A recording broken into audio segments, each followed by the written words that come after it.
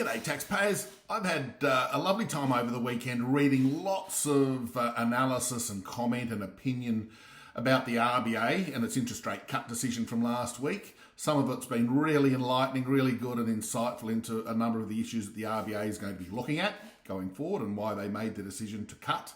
Some of it's been okay and some of it's been absolutely abysmal. There's some really embarrassing stuff out there, but we won't go into that just at this minute.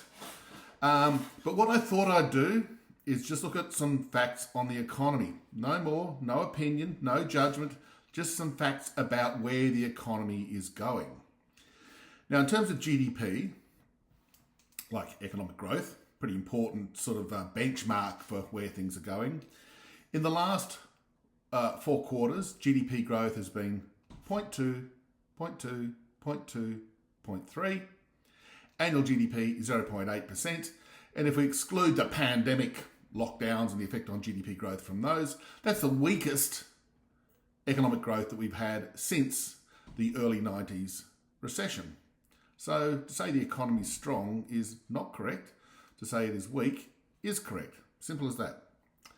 Now look at the run rate on headline inflation. The last 4 quarters, 1.0%, 1.0%, 0.2%, 0.2% for an annual increase of 2.4%. And we know that the RBA targets inflation between 2 and 3% with the midpoint 2.5. So pretty much on the bullseye there. Well done.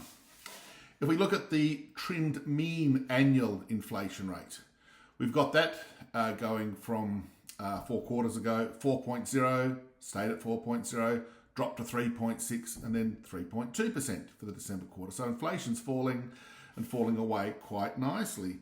And if we look at the monthly trimmed mean data, we've got a figure coming out later this week on where we were in December 2023, so just over a year ago. The trimmed mean annual inflation rate was 4%. By the middle of last year, it was 4.1%, so not much changed.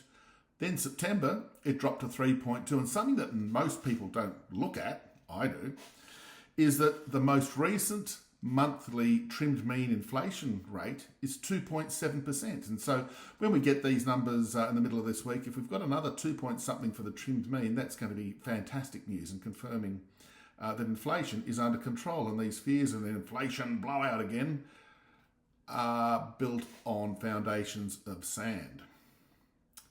Then I thought I'd have a look at wages growth, of course, a really important inflation guide for services, prices and things like that.